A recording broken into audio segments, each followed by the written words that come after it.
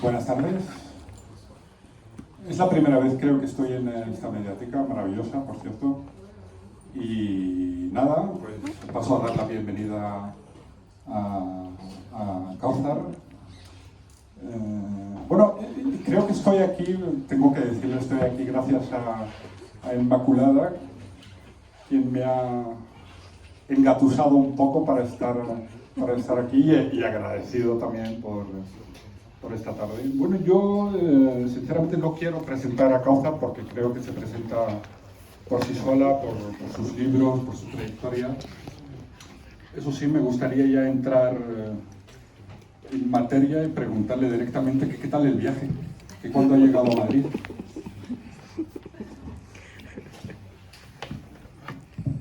Bonjour à tous et à toutes. Je suis très heureuse d'être avec vous. Je suis arrivée il y a 3 heures. ¿Estás cansada? Non, pas du tout. Ah, bueno, qué bien. No, pregunto esto del viaje porque después de leer tu novela, que por cierto atrapa desde la primera línea, me embarga un poco la sensación de que hace falta, como que hay necesidad de ciertas distancias espaciales y temporales para contar una historia, ¿no? Por ejemplo, la protagonista de tu novela, Tal como existimos, hasta que no se va a París, no retorna la mirada hacia atrás para contar su historia. ¿Esto es así? Oui, alors c'est pas un roman, c'est un récit autobiographique. Donc le personnage c'est moi, et la narratrice c'est moi, l'autrice c'est moi. Voilà, je suis partout. C'est important parce que ce n'était pas ainsi auparavant, puisqu'auparavant j'avais écrit des récits littéraires. Oui, effectivement, dans ce premier mouvement d'écriture, la question de la classe est importante, la question du genre est importante, la question de la race, du racisme est évidemment importante en contexte français postcolonial. Donc il faut du temps avant de pouvoir prendre de la distance sur sa propre existence et comprendre ce qui s'est passé, ce qui nous est arrivé. Muy bien. Mira, en esto último que has dicho estoy totalmente de acuerdo, en lo primero ya no tanto. Yo como lector interpreto que es una novela, lo tengo que subrayar. Yo la leo como novela y no sé cómo la interpretan los... Entiendo que tú, como autora, pongas las fronteras, pero yo como lector la leo como novela por el elemento ficcional que hay detrás y cómo está estructurada, ¿no? Y establece un pacto con el lector que es una novela, es decir, que la podemos llamar autobiográfica, desde luego, pero es verdad que hay como un hilo de ficción que teje todo el texto. Pero en todo caso, has citado el asunto del racismo, el asunto de género. Hay para señalar, por ejemplo, tengo la sensación, después de la lectura, que como que el espacio educativo en Francia, al menos en el texto, no es cómodo ni agradable, o por lo menos en el texto no llega a ser agradable hasta que tú o la protagonista llega a la universidad. ¿Esto es así o mi lectura es errónea? Donc vraiment, je redis, il n'y a pas d'élément fictionnel dans le livre. C'est-à-dire, tout ce qui est dit est vrai. Je n'invente rien, je n'imagine rien. Et pour moi, c'est vraiment quelque chose d'important que cette dimension autobiographique, sincère, transparente avec le réel, puisque j'ai écrit 3 romans et j'ai vraiment décidé de ne plus jamais écrire de romans. Pourquoi? Okay. parce que j'estimais que la réalité de la vie politique française, la réalité des questions coloniales et postcoloniales sont tellement importantes que le matériau littéraire, fictionnel, n'est plus suffisamment épais et fort et résistant pour pouvoir raconter ce qui se passe. Donc pour moi, l'écriture autobiographique, le récit de soi, le fait de dire ce qui nous arrive, le fait de dire les formes d'injustice qui ont été vécues directement par moi-même, mais aussi bien sûr par d'autres personnes, pour moi c'est une ligne droite vers une forme de réalité, mais aussi bien sûr vers une forme d'engagement politique à gauche, à extrême gauche. En France, on dit aussi parfois gauche radicale. Donc je me suis libérée de la forme littéraire et j'ai essayé avec ce livre-là, avec Comme nous existons, de passer des personnages aux personnes. Et pour moi, ça ancre la littérature, ça ancre l'écriture dans un monde encore plus fort. Si je veux parler d'Emmanuel Macron, si je veux parler de l'Europe et des politiques aux frontières, je le fais directement. Moi, je n'ai pas besoin de passer, ou je ne veux plus passer par cette idée d'un autre monde, de personnages, de dialogue. Ce sont pour moi des choses qui sont dépassées au regard de la violence actuelle du monde.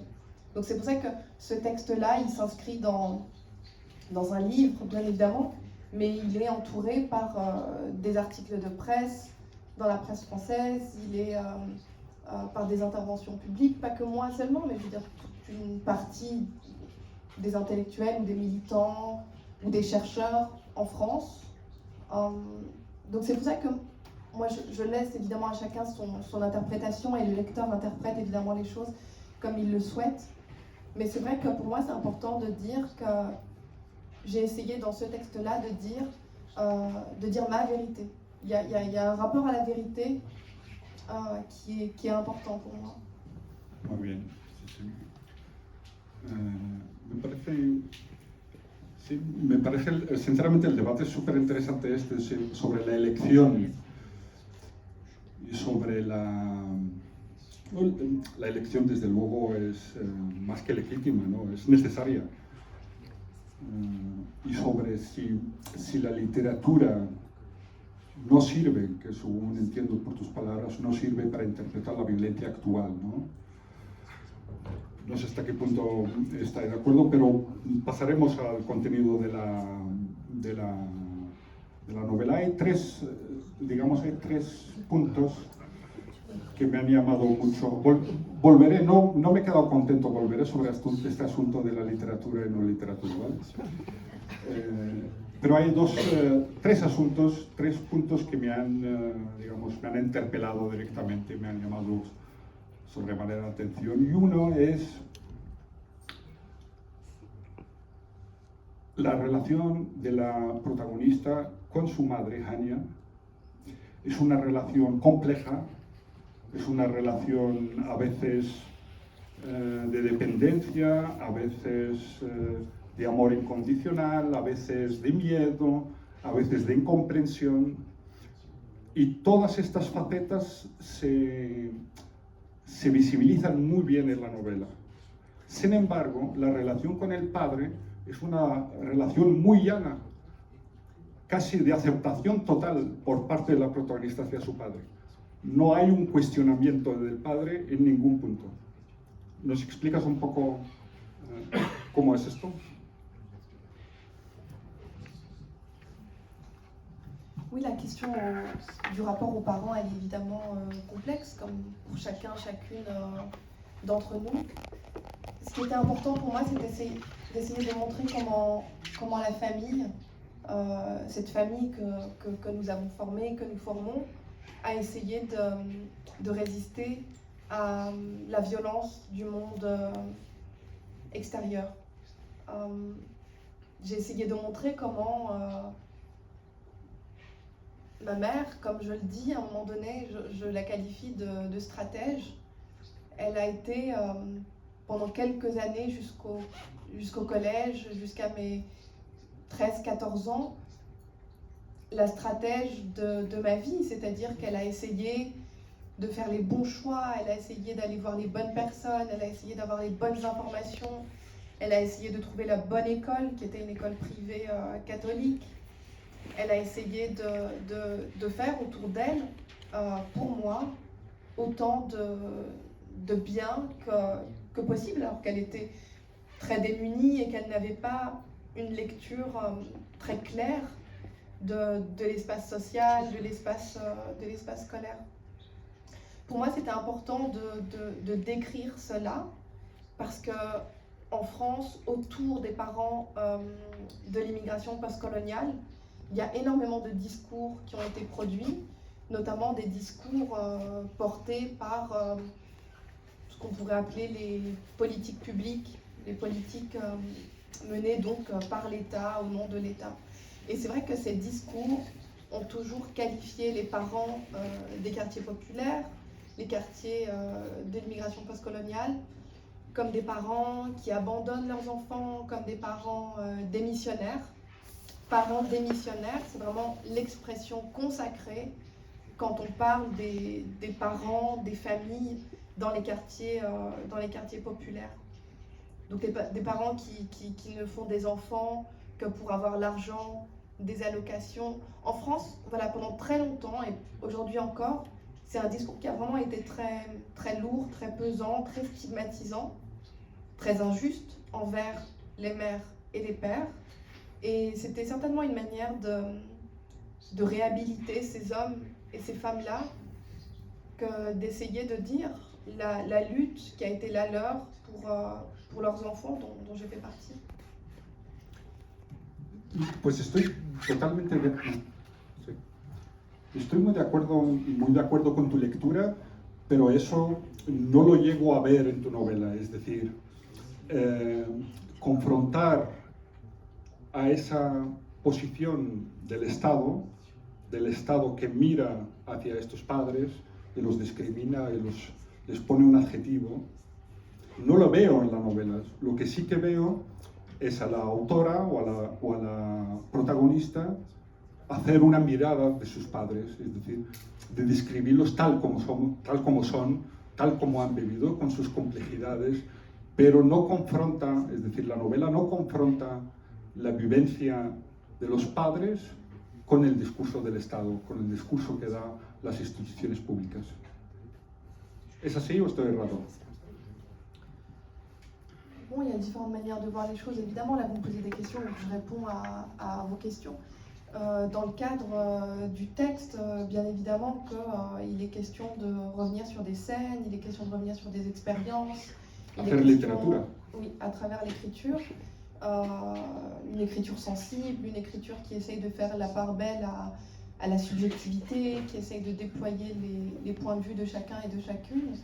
Mais la question de l'État est toujours présente, parce que la question de la violence sociale est toujours présente, parce que la question du racisme est toujours présente, parce que la question des rapports de classe est aussi toujours présente. Donc ce n'est pas parce que l'État n'est pas nommé que la confrontation, la tension entre des individus et des politiques n'est pas mentionnée. C'est le cas à divers moments à travers l'expérience scolaire, à l'université après la loi de 2004 sur le voile, par exemple, qui interdisait le port du voile dans l'enceinte scolaire.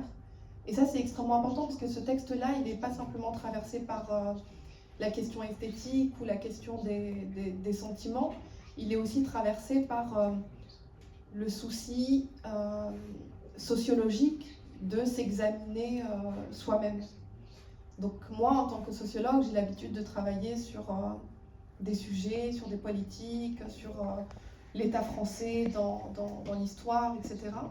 Et c'est vrai que dans ce texte-là, l'objet étudié, c'est moi-même, c'est ma propre famille.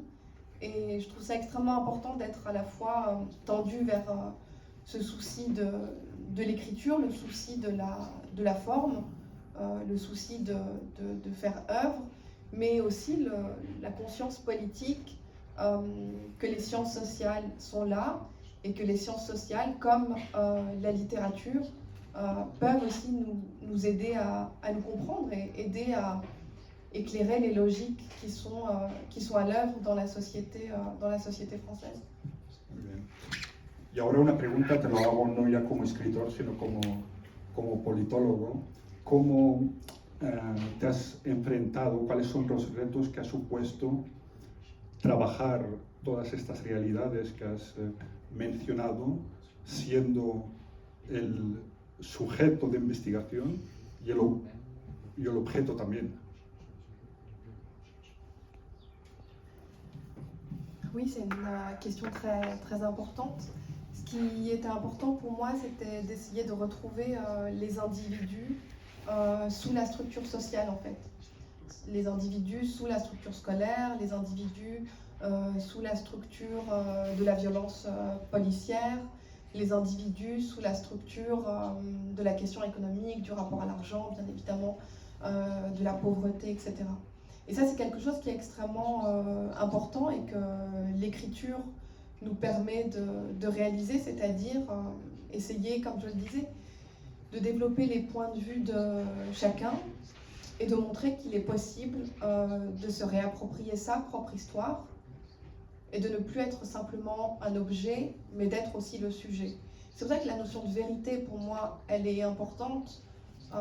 Chacun propose sa vérité, l'État propose sa vérité, la justice propose sa vérité, les médias proposent leur vérité. La vérité souvent qui manque, c'est la vérité des personnes qui ont vécu l'expérience. C'est la vérité des personnes qui n'ont pas accès à des modes, à des manières de s'exprimer, de faire entendre leur voix. Et ça, c'est quelque chose qui est important dans l'exercice autobiographique. L'exercice autobiographique dans une situation postcoloniale, c'est de faire entendre ceux qui ont d'ordinaire pour mission de demeurer silencieux. Estoy totalmente de acuerdo. Y es verdad que la novela refleja muy bien las inquietudes de la protagonista, tus inquietudes. Sin embargo, Silencia no hay muchas referencias. Por ejemplo, a mí me he quedado con ganas de saber qué piensa Hania de esto, porque en realidad lo que nos llega en la novela es lo que piensas tú o lo que tú crees que piensa Hania. Hania apenas, por ejemplo, manifiesta opiniones, digamos, sobre asuntos de actualidad, de política, sobre el racismo y tal. Tiene frases sueltas, pero permanentemente hay una voz, que es la voz narrativa, que es la se apropia de este discurso, ¿no? Oui, c'est toute la tension et c'est toute la difficulté de ce type d'entreprise.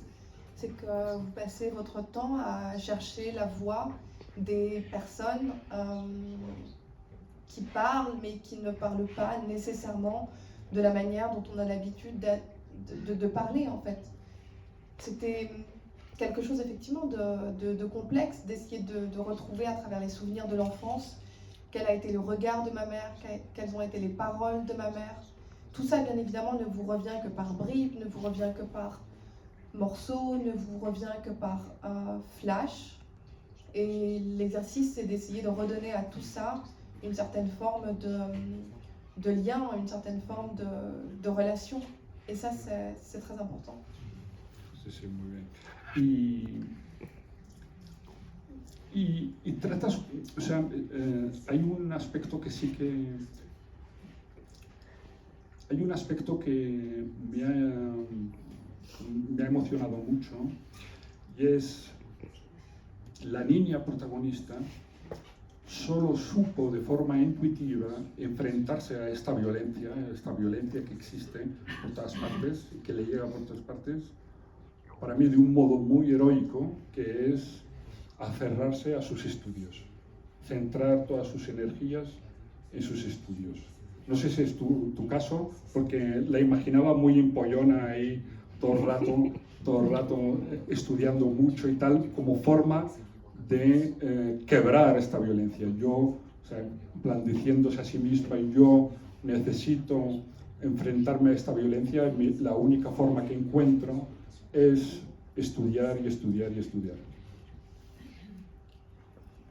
Cette question du rapport à l'étude et à l'école, de manière générale, il vient de manière très profonde des parents qui, quand ils arrivent en France, comprennent bien qu'ils sont sans capital économique, sans capital social, ils ne connaissent pas des personnes importantes qui pourront les aider par la suite.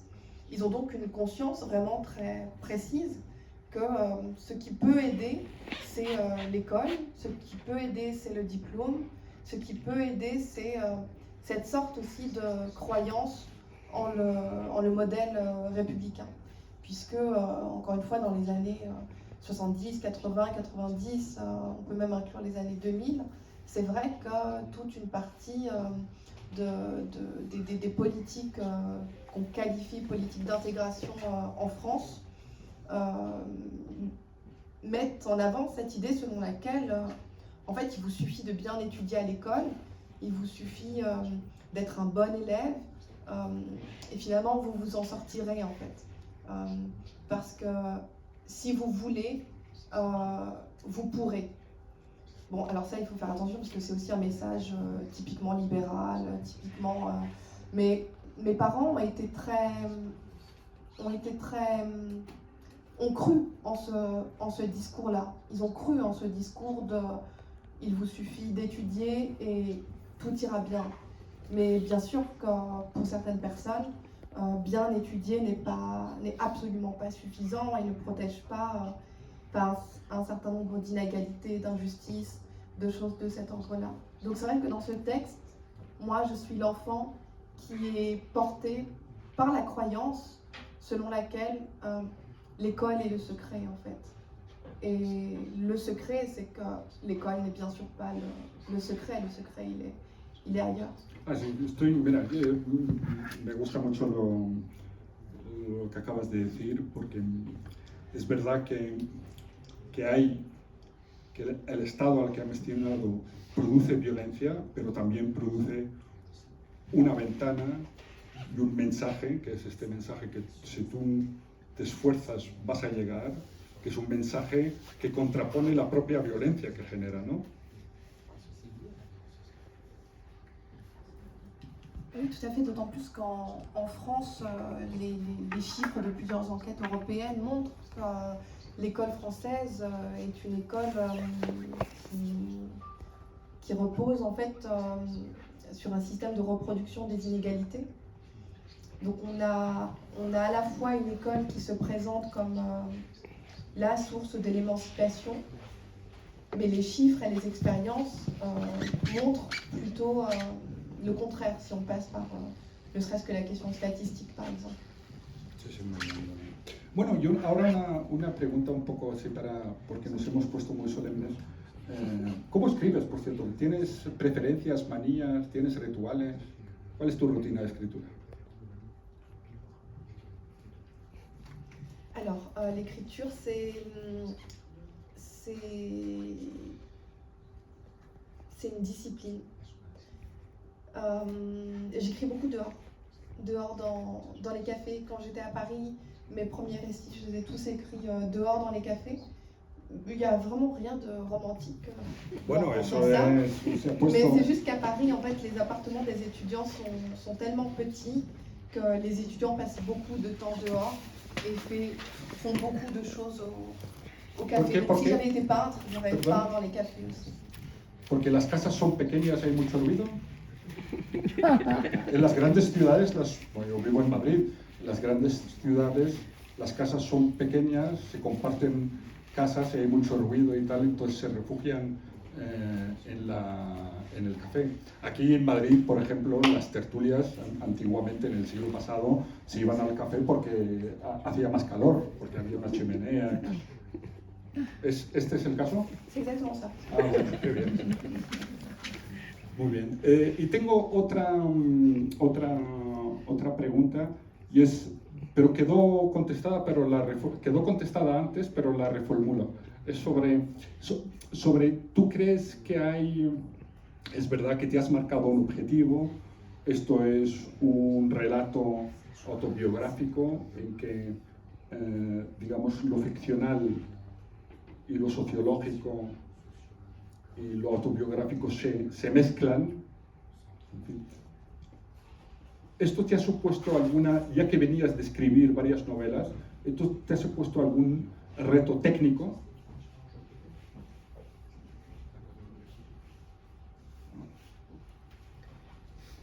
Quand vous écrivez un roman ou une fiction, en fait, il y a quelque chose comme une sorte de mode d'emploi à suivre, en fait.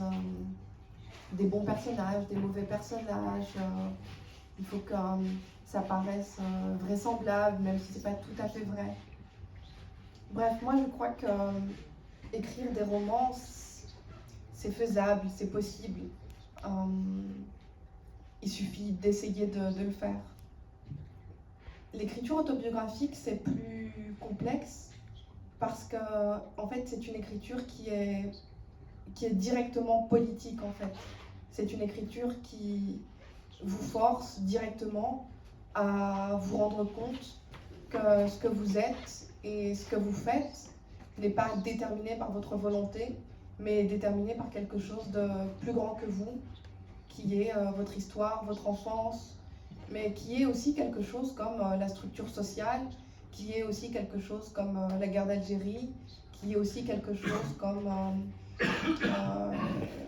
la question des musulmans en France. Et moi, c'est ça que j'ai aimé dans l'écriture biographique et dans ce qu'elle suppose comme défi et comme difficulté.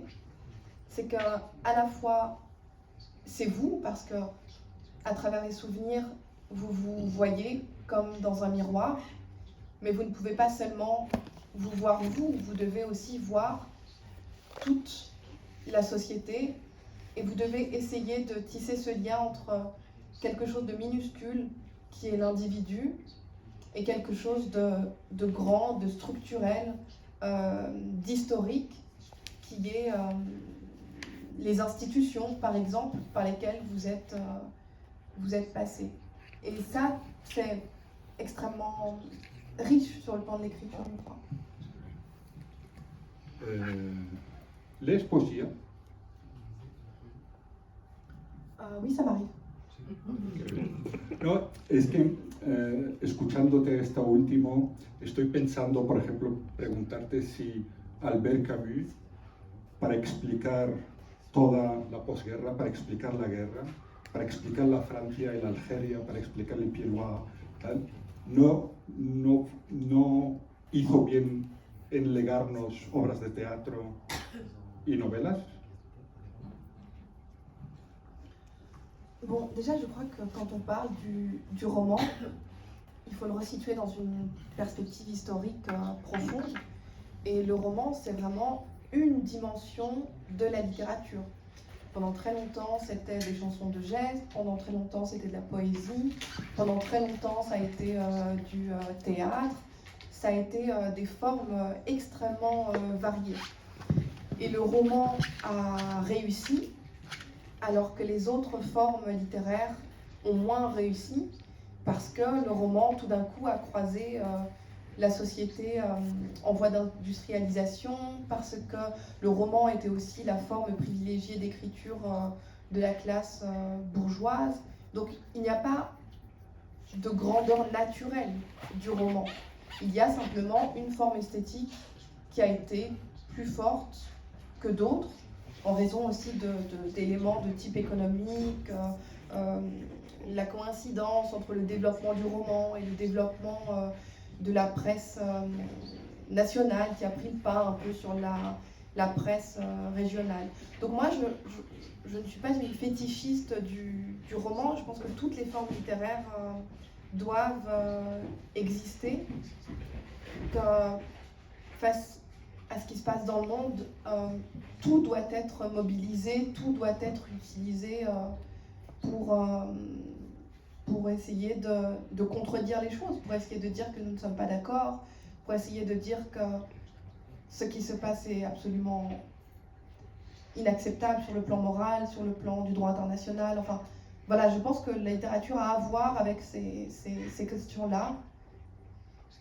Et pour Albert Camus, comme je ne suis pas du tout une camusienne, je ne vais pas en faire. Bueno, sí, no sé cómo vamos de hora, si queréis. Tengo un par de preguntas, pero las dejo al final. Si queréis abrimos ya el debate. ¿Te parece bien, Isabel? Sí, pero Sí, después sí. Sí, vale, perfecto. Yo creo que ha quedado una cuestión Toma el micrófono. en suspense, Te porque tiene que usted ver por el habla, micrófono. Sí. Perdón, habla de la relación con la madre, Micrófono, por favor. Micrófono, jefa. Sí, de la relación con el padre, y dice que hay otros ejes en la historia. ¿Cuál es el otro eje? Hablaba de 3 ejes: padre, madre. Sí, tienes razón, se me ha olvidado. Voy a sacar mi chuleta.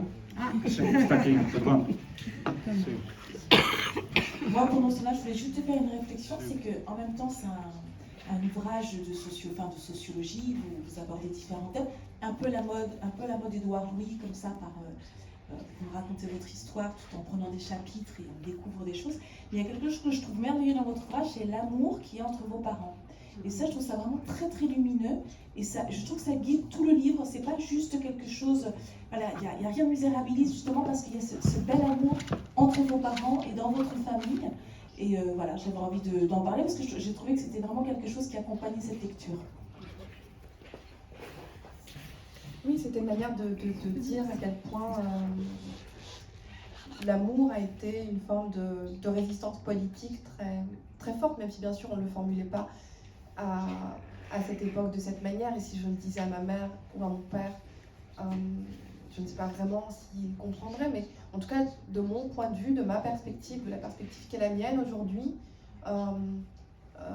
l'amour a quelque chose d'absolument révolutionnaire et peut nous sauver tous et toutes, oui, bien sûr.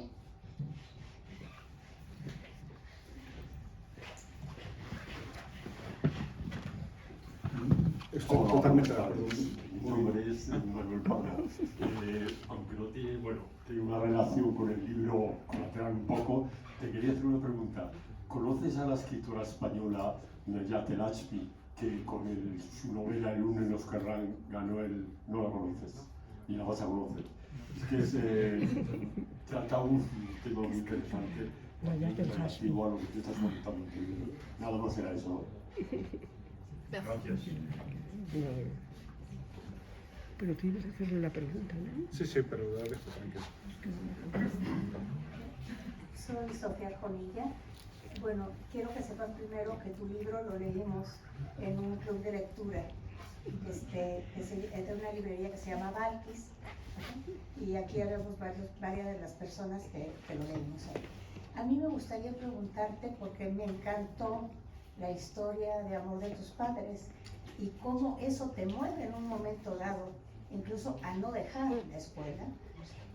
Entonces, me gustaría saber cómo han recibido ellos el libro y tu éxito.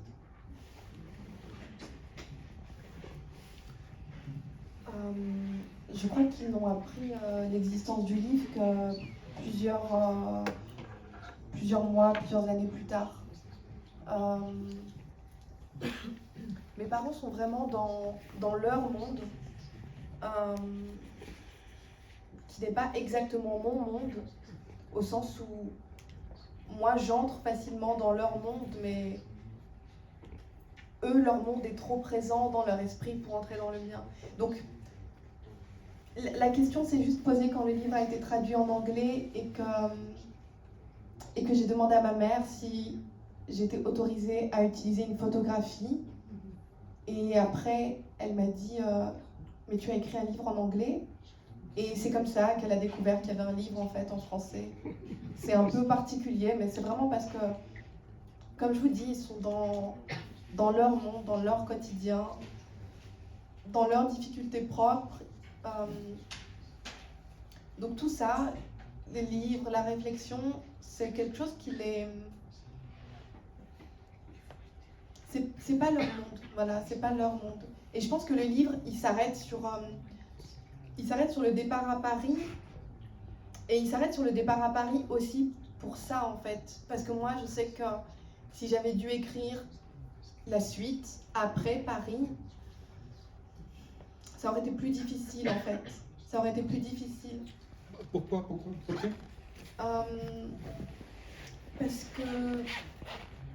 Parce que moi je change de monde en fait à ce moment-là. Tout d'un coup, je ne suis plus dans ma chambre, tout d'un coup je voyage, tout d'un coup eux ils vivent des choses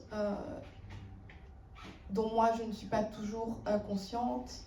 Donc il y a de la distance qui forcément s'installe, mais il y a une autre relation aussi qui est née, il y a une autre manière de se parler qui approche, etc. Mais ils sont dans leur monde et je pense que ma mère, si vous lui demandez ce que fait sa fille, elle vous dira elle est à l'école.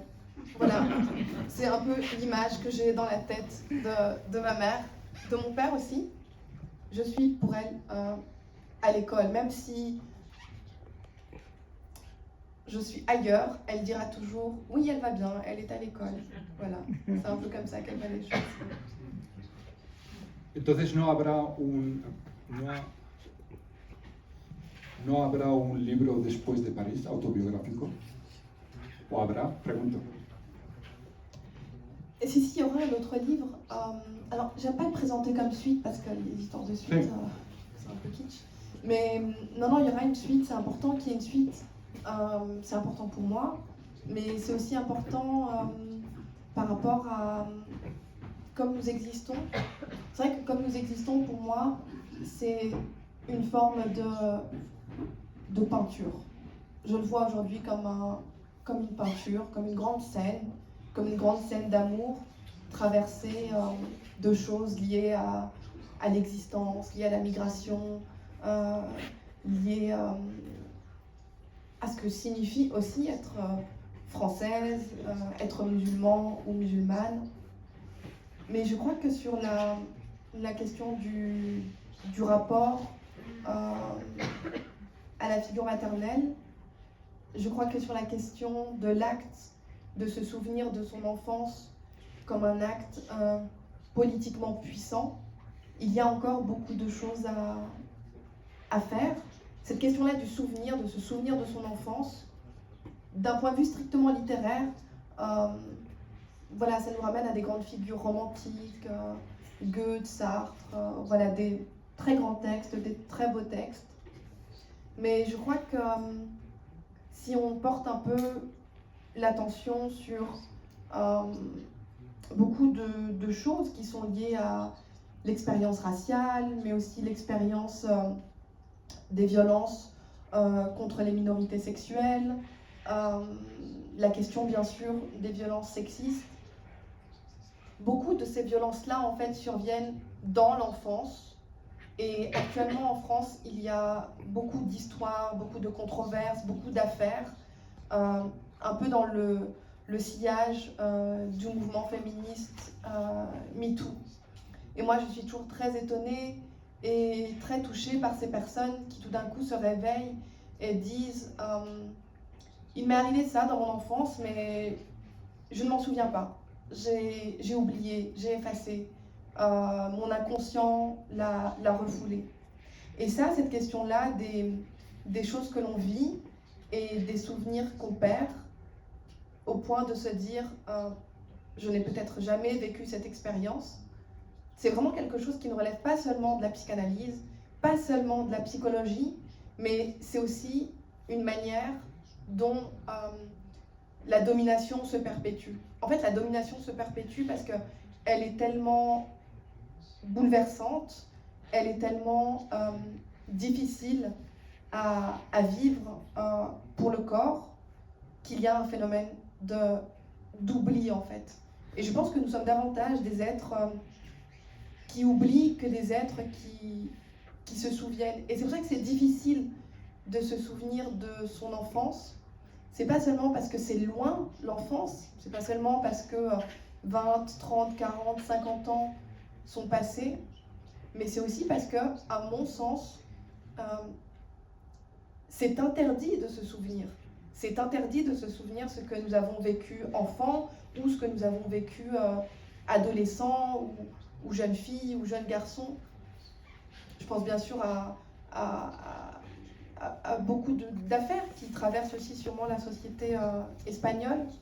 Mais cette question du souvenir comme acte politique, comme valorisation de ce qui a été enterré, et pour moi quelque chose de très important, c'est aussi bien sûr la question de l'enfance. Et ce sont des thématiques qui pour moi révèlent leur dimension transformatrice. Quand parfois on me dit pourquoi est-ce que vous avez écrit Quand nous existons, moi je dis toujours je l'ai écrit pour me transformer. J'espérais vraiment en sortant de ce livre-là ne pas être la même personne. Et moi à travers mes textes, c'est ce que j'essaye toujours de créer pour moi et de créer aussi pour les autres, c'est-à-dire une transformation, qu'au sortir nous ne soyons pas exactement les mêmes et que ça touche bien sûr l'esprit mais aussi les cœurs, bien sûr. Esta lectura última la tuve como muy presente a medida que iba leyendo el libro, y es como que haces una incursión en todos los dolores que han marcado toda tu vida para poder encontrar una voz desde la cual narrar, ¿no? Narrar un pasado común y todas las personas que rodean los padres, desde luego, pero en el colegio hay personajes, no me acuerdo cómo se llama la amiga, Hadija, Hadija, ¿puede ser? Sí, es un personaje entrañable. Yo me gustaría que escribieras una novela sobre Hadija, porque es un personaje que da mucho juego, es un personaje así muy echado para adelante, vivaz, se encara las cosas, ¿no? Tiene las cosas claras. Y desde muy temprano, ¿no? Por ejemplo, tú, y me gusta mucho el juego literario que haces con Hadija, porque la pones como la avanzadilla. Era tu amiga en el colegio, pero ella estaba más echada para adelante, ya tenía las cosas claras, sabía lo que hacer, mientras que tú todavía dudabas en ese momento, ¿no? Eso como un gran reflejo. Es como, esto me ha recordado sinceramente a la novela El cuento de la criada de Atwood, cuando pone a Defred en contraposición con Moira. Moira es su amiga, pero Moira le pasa todo lo que no le pasa a Defred. Y ese personaje, por favor, aunque sé que no quieres escribir novelas, rescata a ese personaje y haz algo con él, por favor.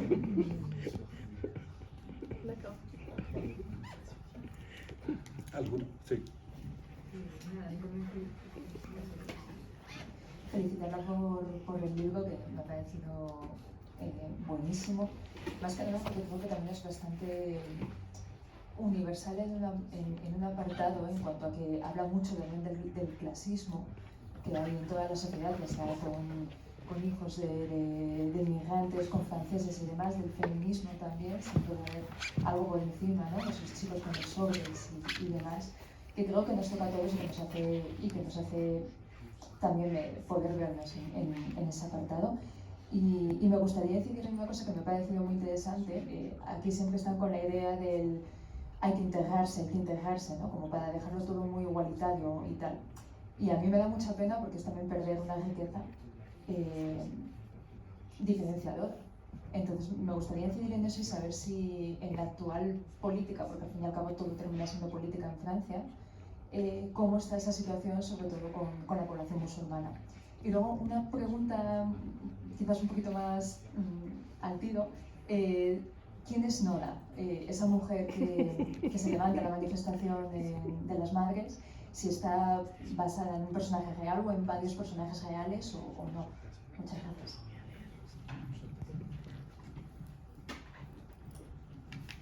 Oui, sur la question de la situation française, en même temps c'est très complexe et en même temps c'est très simple, au sens où c'est une histoire qui se joue depuis maintenant plusieurs décennies. Moi, ce que je dis toujours à propos de la société française, c'est que si un jour cette société s'écroule ou s'effondre, ce ne sera pas à cause de problèmes économiques, ce ne sera pas à cause de la question des services publics, ce ne sera pas à cause de la gestion du budget ou des dettes. Si la société s'effondre, ce sera vraiment sous la pression de l'islamophobie et du racisme, qui sont vraiment des forces qui organisent la vie politique et qui organisent aussi, bien sûr, la vie des personnes perçues comme musulmanes, qu'elles soient musulmanes ou qu'elles ne le soient pas. Comme vous le savez, la date du 7 octobre, cette question-là du génocide colonial du peuple palestinien a vraiment contribué à renforcer les positions les plus extrêmes. Et moi, qui suis pourtant vraiment toujours pleine d'espoir, je trouve la situation vraiment inquiétante et les médias jouent un rôle de fascisation très, très dur, très massif. Des livres sont interdits dans des librairies, des personnes sont en procès. La situation est vraiment très très sombre. Et nous essayons comme nous pouvons de maintenir la tête hors de l'eau, mais ce n'est vraiment pas facile parce qu'en fait, en face, vous avez une puissance d'État et vous avez des milliardaires qui possèdent des journaux, des maisons d'édition, etc. Et vous savez, la gauche est pauvre, donc c'est difficile. Et par rapport au personnage de Nora, c'est vraiment une scène, c'est une vraie scène. J'ai reconstitué le texte, mais le personnage de Nora existe vraiment. Il s'appelle Nora. Elle s'appelle Nora.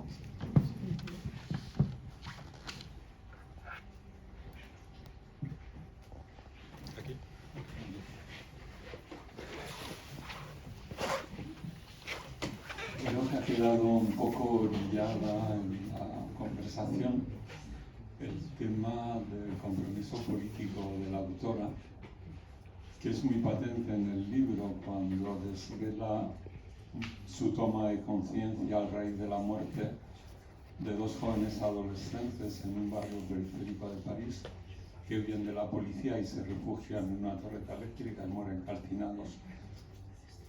Y creo que el compromiso político de la autora ha continuado luego con libros quizá más alejados de la ficción, ¿no? Como Literatura y Revolución, y sus escritos en una serie de revistas francesas que intentan renovar el discurso de la izquierda.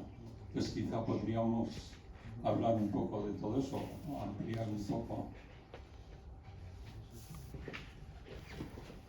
Pour lui, perfecto. Oui, la question de la gauche, c'est vraiment une question fondamentale. Quand je dis gauche, il y aurait bien sûr beaucoup de manières de la définir, mais disons que quand je dis gauche, je pense au camp social qui se bat pour l'égalité, pour la justice. Donc parfois je dis gauche, mais moi personnellement ça ne me dérange pas de dire socialisme ou communisme, vraiment ça ne me dérange pas. Ce sont des synonymes presque. Et cette question-là, elle est, pour moi, c'est vrai, et je vous remercie beaucoup de votre remarque, cette question-là, elle est devenue pour moi, au fur et à mesure des livres, peut-être encore plus importante que la littérature elle-même. Moi, je suis restée très proche de l'écriture. Je suis restée proche du souci de parvenir à transmettre à la fois quelque chose qui relève du sensible, mais aussi quelque chose qui évidemment relève d'une forme de d'énonciation, mais aussi de dénonciation de ce qui se passe là, maintenant, tout de suite. C'est pour ça aussi que la fiction, je m'en suis éloigné. La fiction, elle me force à créer un autre monde. Mais moi, je ne veux pas créer un autre monde dans la fiction. Moi, je veux créer un autre monde ici, maintenant, tout de suite, pour absolument tout le monde. Et cette question-là de la politisation, elle est vraiment difficile à traiter. J'en parle beaucoup avec Joseph Andras dans Littérature et Révolution, où on se dit, mais en fait, nous sommes obsédés par la question politique et nous y travaillons beaucoup. Mais le fruit de notre travail, ce sont des livres. Ce ne sont pas des manifestations, ce ne sont pas des renversements de gouvernements autoritaires. Donc c'est vrai qu'on se questionne beaucoup sur ce que l'on peut en tant qu'écrivain, ce que l'on peut à travers les textes. Et c'est une question qui n'est absolument jamais résolue. Et la manière dont petit à petit on a tenté de la résoudre, c'est en politisant encore plus les choses, en essayant de porter les questions qui nous occupent, à la fois dans des textes longs, mais aussi dans des textes plus courts, des textes d'intervention, etc. C'est pour ça que, en vérité, pour moi, il n'y a pas de différence entre un texte comme Nous existons ou une tribune dans un journal français pour dire voyez ce que fait Emmanuel Macron, voyez ce que fait l'Europe, voyez comme tout ça est terrible, parce qu'en fait tout ça concrètement c'est des gens qui vivent et puis c'est d'autres qui meurent. C'est ça la question fondamentale. Et c'est vrai que cette question-là de la politisation, elle est abordée donc comme Nous existons par ce chemin-là, en fait, par l'intuition que quelque chose s'est passé. Et en fait, ce quelque chose qui s'est passé, c'est la question, c'est la grande question. Et peut-être que vous connaissez des gens qui ne se posent jamais aucune question. Moi, je connais des gens qui ne se posent jamais aucune question. C'est-à-dire que tout est évident. Par exemple, quand ils n'ont pas d'appartement ou quand ils n'obtiennent pas de travail, ils se disent c'est pas grave, c'est parce que ce sera pour la prochaine fois. Mais il y a des gens, quand ils n'ont pas d'appartement, ou quand ils n'ont pas de diplôme, ou quand ils n'ont pas de travail, ils se disent est-ce que c'est de ma faute? Ou est-ce que c'est à cause de ma couleur de peau? Ou est-ce que c'est parce que je porte ce prénom? Ou est-ce que c'est parce que je porte ce voile? Et c'est absolument terrible de vivre une vie où tout ce que vous vivez est toujours pris dans ce questionnement. Et ça, ce questionnement, c'est vraiment être minoritaire. Vous êtes minoritaire. Et moi, je travaille beaucoup sur des questions minoritaires, à travers la question coloniale, bien sûr, à travers la question, bien sûr, des travailleurs, à travers, bien sûr, la question des formes de persécution à l'égard des femmes musulmanes qui portent le voile. Il y a quelques jours en France, il a été décidé que bientôt, peut-être, elles ne pourraient plus pratiquer de sport en portant le voile. D'autres personnes imaginent que le voile sera interdit dans la rue. Vous voyez, ça va très loin en fait, ça va très très loin et ça va très très vite. C'est pour ça aussi que la fiction ne m'intéresse plus, parce que la fiction ce n'est plus assez rapide.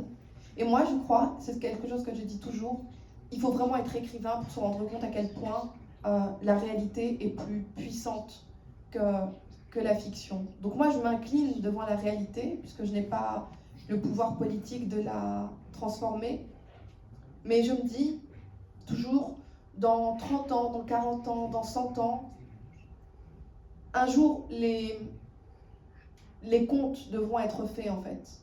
Et c'est vrai que pour moi, pour ma conscience, pour ma bonne vie morale, j'ai le souci d'être du bon côté, et parce qu'il n'y a qu'un seul bon côté. Donc les livres participent de ça, et c'est très important de pouvoir les inscrire dans ce temps-là, dans le temps du présent, comme une forme aussi de témoignage de personnes qui auront vécu sous Emmanuel Macron, qui auront vécu sous Trump, qui auront vécu sous des leaders politiques qui font le monde tel qu'il est aujourd'hui. Mais je vous remercie pour votre question, c'est très, très juste.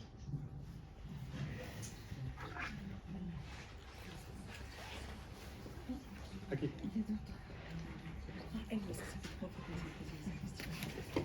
Bon, je voudrais vous poser une question à propos de votre thèse qui m'intrigue beaucoup.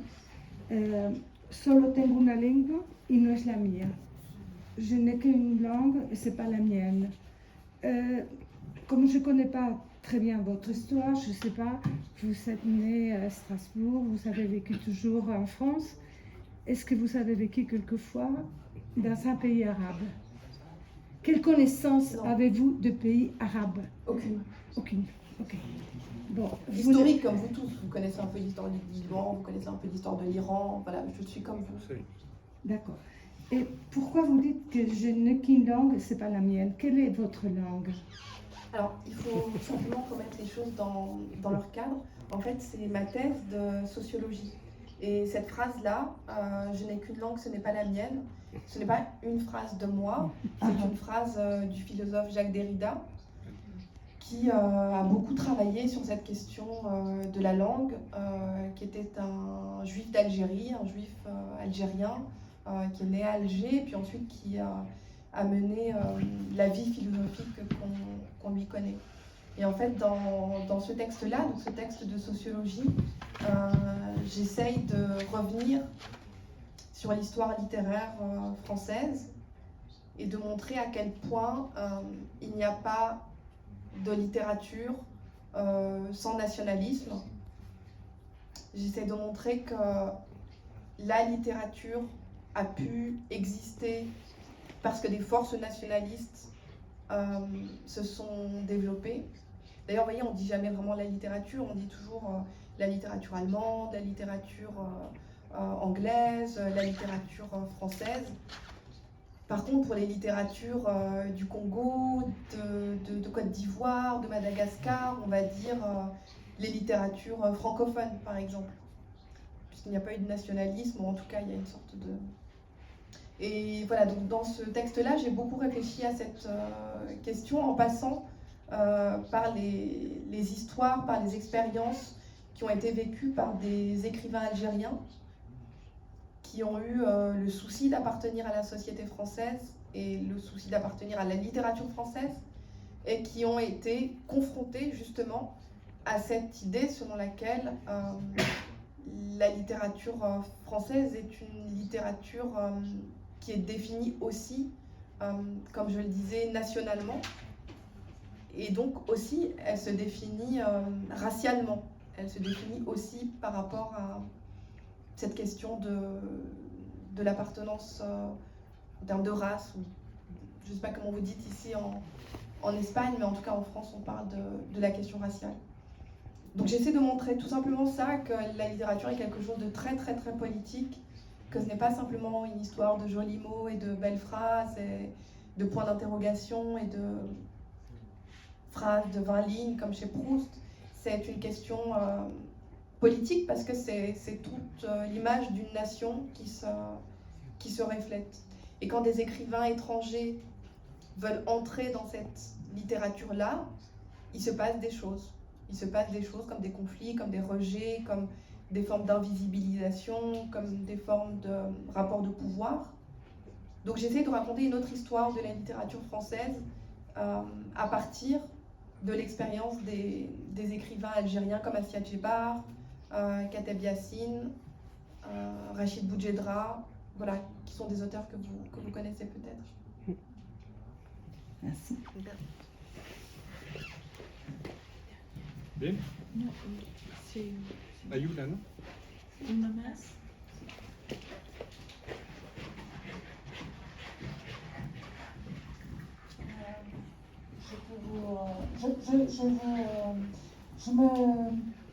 Je pense, si vous serez écrivain dans votre pays d'origine, et si vous raconterez les histoires politiquement, par exemple, des femmes dans l'Afrique, Maroc, l'Algérie, de pression aussi. Parce que quand je vous écoute parler, je goûte d'une façon l'Occident, oppressive, violente, raciste. Bon, je me demande si vous aurez un écrivain au Maroc ou à l'Algérie, c'est pas très bien de vous arriver. Et quel serait votre rôle là? Serait un rôle critique aussi, par exemple, avec la société oppressive de quelques pays, je pense aux femmes comme féministes espagnoles.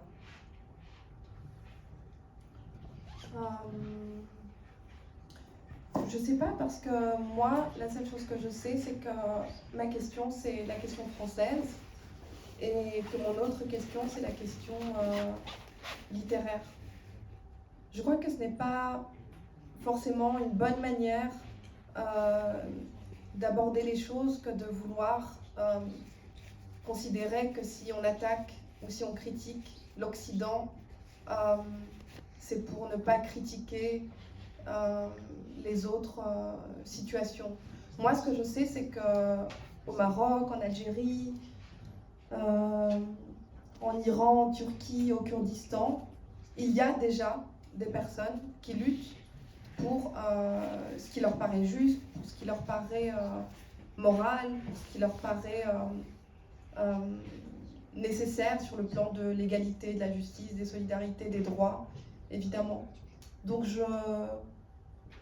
moi je suis là, c'est